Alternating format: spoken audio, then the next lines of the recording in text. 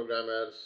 उम्मीद है आप लोग अच्छे हैं और आप लोग क्लासेस प्रॉपरली अटेंड भी कर रहे हैं। तो चलिए, अब तक हमने जो सीखा वे थे कंट्रोल स्टेटमेंट्स। हमने सबसे पहले ब्रांचिंग सीखा।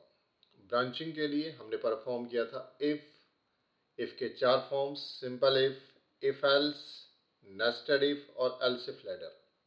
इसके बाद हमने स्विच को ऑपरेट करना सीखा और उसके बाद हमने सीखा कंडीशनल ऑपरेटर। आज टाइम है लूपिंग स्टेटमेंट्स का। लूपिंग स्टेटमेंट्स मीन्स जिनके द्वारा हम रिपीटिशन परफॉर्म कर सकते हैं, जिनके द्वारा हम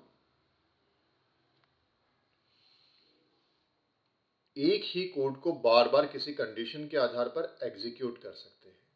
तो यदि हम चाहते हैं कि किसी कंडीशन के आधार पर किसी प्रोग्रामिंग ब्लॉक को, किसी कोड को अगेन एंड अगेन एग्जीक्यूट करना है, तो हम यूज करते हैं लूपिंग स्टेटमेंट। इन्हें आइट्रेशन स्टेटमेंट भी कहा जाता है। तो चलिए आज स्टार्ट कर रहे हैं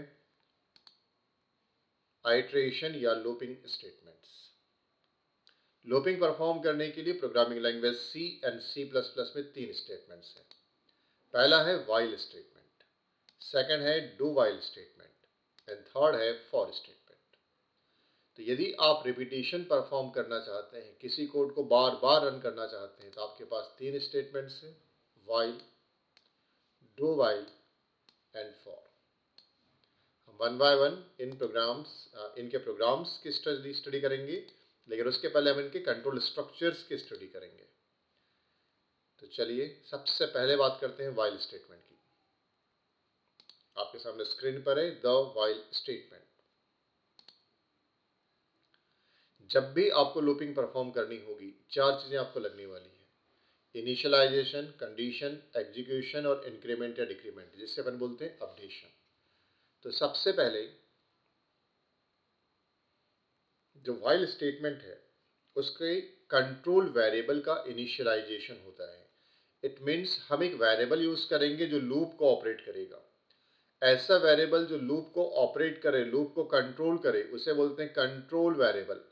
कंट्रोल वेरिएबल को जब पहली बार वैल्यू प्रोवाइड करेंगे, ये कहलाएगी इनिशियलाइजेशन। इसके बाद कंट्रोल वेरिएबल के लिए कंडीशन को चेक करेंगे। यदि कंडीशन ट्रू होती है तब इसके अंदर आएंगे, तब एग्जीक्यूशन ऑफ स्टेटमेंट होगा और उसके बाद इंक्रीमेंट या डिक्रीमेंट होगा। उसके बाद दोबारा से कंडीशन टेस्ट होगी और जब कंडीशन फॉल्स हो जाएगी, जब हम लूप से बाहर चले जाएंगे, तब होगा स्टेटमेंट एक्स। तो सबसे पहले इनिशियलाइजेशन होगा। इनिशियलाइजेशन होने के बाद कंडीशन टेस्ट की जाएगी और यदि कंडीशन ट्रू होती है तो हम इसके अंदर एंटर करेंगे। आफ्टर दिस एग्जीक्यूशन होगा, फिर इंक्रीमेंट या डिक्रीमेंट होगा। इसके बाद अब ये ब्रैकेट आएगा तो हम वापस जाके कंडीशन को टेस्ट करेंगे। हम बाहर नहीं आ सकते, वापस जाके हम कंडीशन को टेस्ट करेंगे। तो सबसे पहले इनिशियलाइजेशन होगा, फिर कंडीशन चेक होगी। यदि कंडीशन ट्रू होती है, एग्जीक्यूशन होगा, इसके बाद इंक्रीमेंट डिक्रीमेंट होगा और ये लूप चलता रहेगा। जब तक कंडीशन ट्रू है, ये लूप चक्कर लगाता रहेगा और यहाँ की कोड बार बार रन होते रहेंगे। जैसी ये वाली कंडीशन फॉल्स हो जाएगी, कंडीशन के फॉल्स होने पर हम आ जाएंगे स्टेटमेंट एक्स में। स्टेटमेंट एक्स में तभी आ सकते हैं जब कंडीशन फॉल्स होगी। जब तक कंडीशन ट्रू है, लूप चलेगा। कंडीशन के फॉल्स होते ही हम लूप से बाहर आ जाएंगे।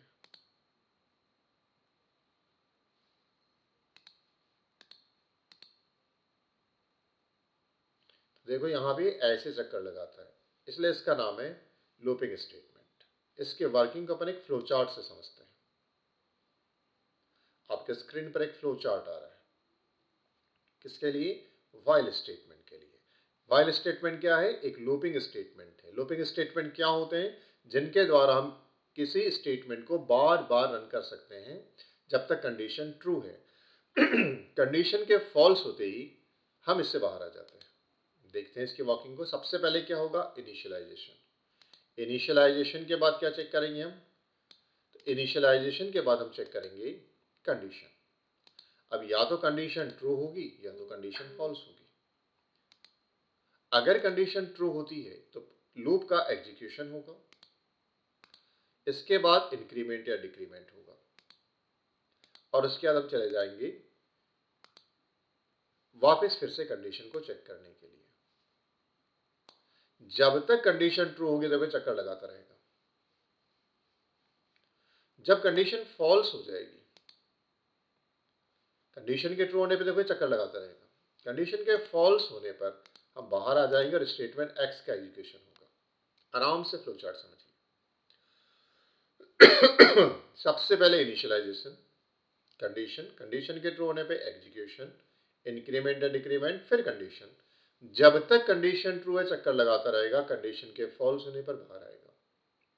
एक और बात, चूंकि इसमें लूप में इंटर होते समय कंडीशन टेस्ट की जाती है, इसलिए बोलते हैं इसे एंट्री कंट्रोल्ड लूपिंग, क्योंकि अपन इंटर होते समय कंडीशन को चेक करते हैं। तो पहला स्टेटमेंट आपने पढ़ा व्हाइल स्टेटमेंट। अब सेकंड आता है do while statement. Do while statement भी लूपिंग स्टेटमेंट है, मतलब कंडीशन के आधार पे रिपीटिशन होगा। फर्क यह आएगा, व्हाइल में कंडीशन स्टार्टिंग में चेक हुई थी, इंटर होते समय चेक हुई थी, इसमें एग्जिट होते समय, बाहर आते समय कंडीशन चेक होगी। इसलिए व्हाइल जो है वो एंट्री कंट्रोल्ड लूपिंग स्टेटमेंट है, जबकि ये होगा एग्जिट कंट्रोल्ड लूपिंग स्टेटमेंट। इसमें सबसे पहले इनिशियलाइजेशन होगा, इसके बाद डू, देखो कंडीशन नहीं बल्कि डू, मतलब जस्ट कंप्लीट द टास्क। इसके बाद ब्रैकेट, मतलब बगैर कंडीशन के सीधे अंदर आ जाएंगे, एग्जीक्यूशन होगा, इंक्रीमेंट डिक्रीमेंट होगा। इसके बाद कंडीशन टेस्ट होगी। सबसे पहले वेरिएबल का इनिशियलाइजेशन हुआ, डू में चले गए, जैसे डू में आए कोई कंडीशन, इसलिए आप सीधे अंदर आ गए, एग्जीक्यूशन हुआ, इंक्रीमेंट डिक्रीमेंट हुआ, और इसके बाद आप कंडीशन चेक करेंगे। यदि कंडीशन ट्रू होती है तो वापस आएंगे फिर से स्टार्टिंग में। ऐसा तब होगा जब कंडीशन ट्रू होगी। जब तक कंडीशन ट्रू है चक्कर लगाता रहेगा, और जब कंडीशन फॉल्स हो जाएगी तो हम बाहर आ जाएंगे और हम आ जाएंगे स्टेटमेंट एक्स पर।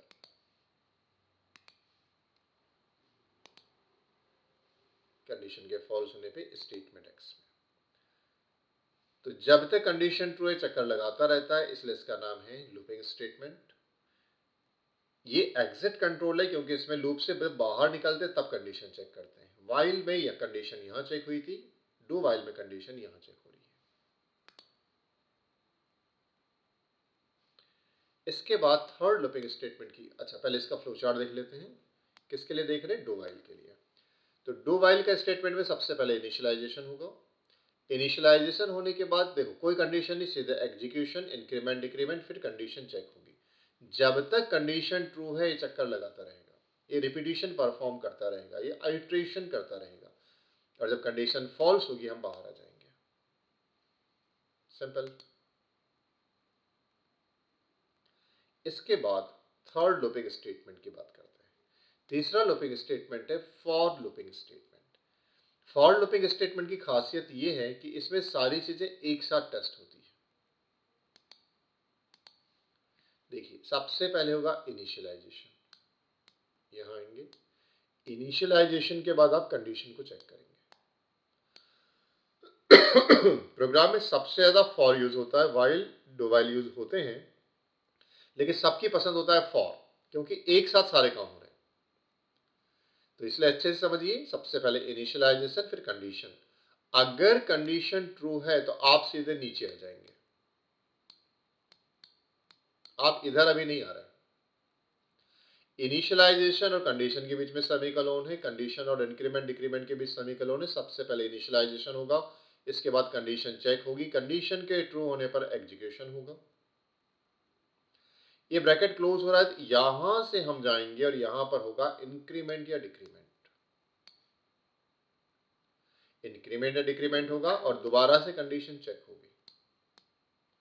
अगर कंडीशन ट्रू होती है तो ये चक्कर देखो चलता रहेगा, ये लूप चलता रहेगा, तब तक चक्कर लगाता रहेगा जब तक कंडीशन फॉल्स नहीं हो जाती। जैसे ये वाली कंडीशन फॉल्स होगी सीधे इससे बाहर निकल के यहां जाएंगे।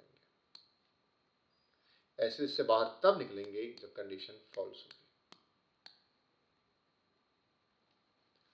तो सबसे पहले इनिशियलाइजेशन, फिर कंडीशन, एग्जीक्यूशन, इंक्रीमेंट डिक्रीमेंट, वापस कंडीशन, कंडीशन के फॉल्स होने पे बाहर।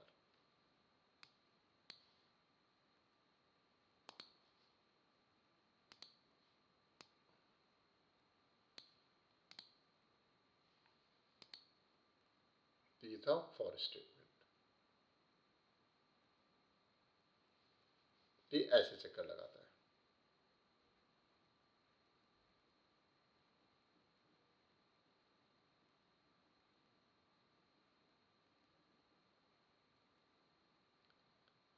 फॉर स्टेटमेंट की वॉकिंग, सबसे पहले इनिशियलाइजेशन होगा,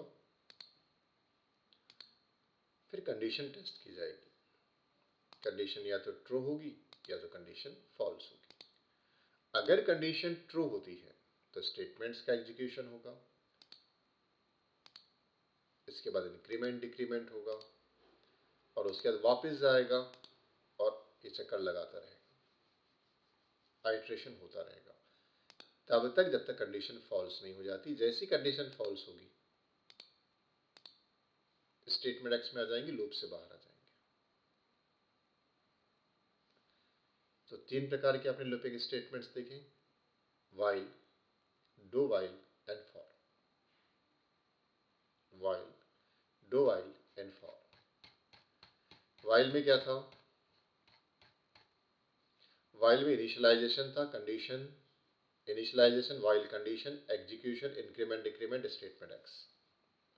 सेकंड आपने देखा do while, initialization do, execution of statement, increment decrement, while condition, यहाँ सेमीकोलन लगेगा। वाइल में कंडीशन के आगे सेमीकोलन नहीं लगता, डू वाइल में लगता है स्टेटमेंट एक्स। तीसरा देखा आपने for, initialisation, semicolon, condition, semicolon, increment decrement, curly bracket में execution of statement, statement x. तीनों ही रिपीटिशन के लिए यूज किए जाते हैं। They are looping statements, they are looping statements.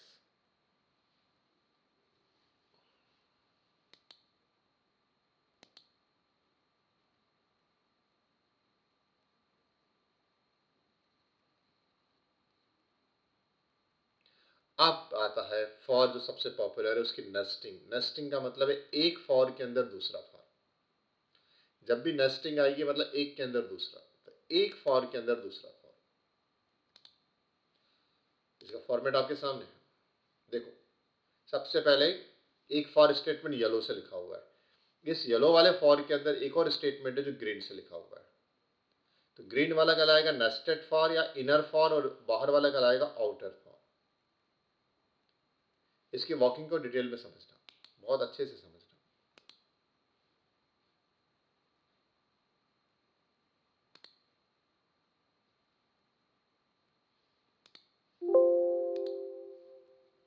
सबसे पहला काम होगा,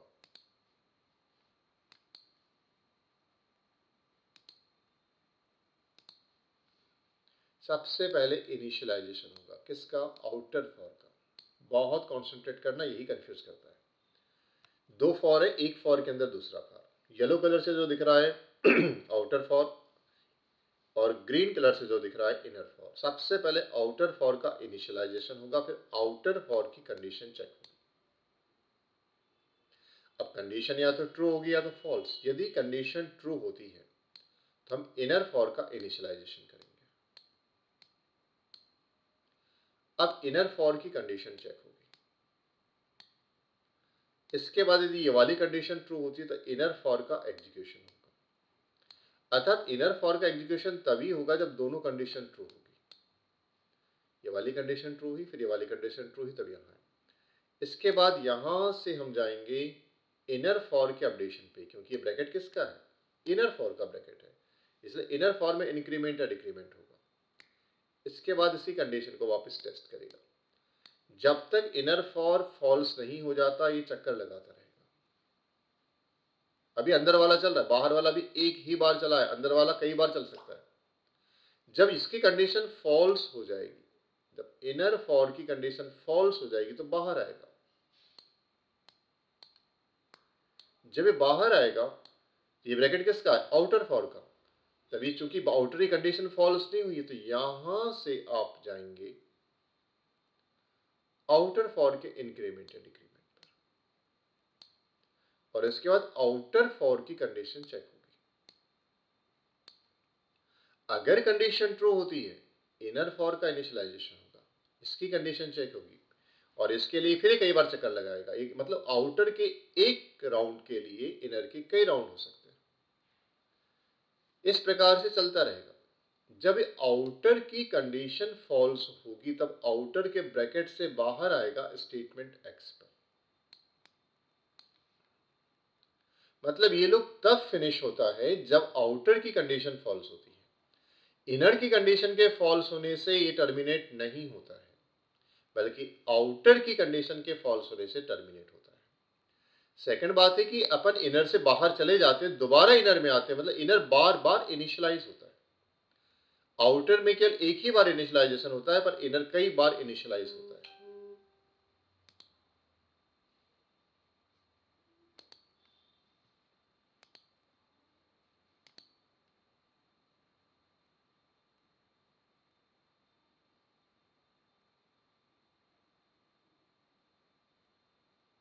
इसकी वर्किंग आपके सामने है।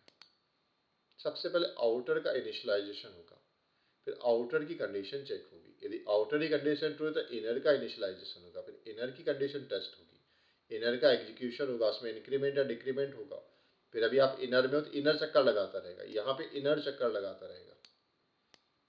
जब इनर की कंडीशन फॉल्स होगी तो आप इनर से बाहर आओगे, इनर से बाहर आओगे तो फिर आप आउटर में पहुंच जाओगे, फिर आउटर से आप वापस इनर में आओगे, फिर इनर के एक चक्कर के लिए कई चक्कर लगाएगा। उसके बाद फिर आप इससे बाहर आओगे, फिर आउटर में जाओगे, फिर इस प्रकार से आउटर की एक कंडीशन के लिए इनर कई कंडीशन में चक्कर लगाता है। आई बात समझ में? तो इस प्रकार से नेस्टेड फॉर काम करता है। और जब आउटर की कंडीशन फॉल्स होती है, जब आउटर की कंडीशन फॉल्स होती है तब ये टर्मिनेट होता है। आया समझ में?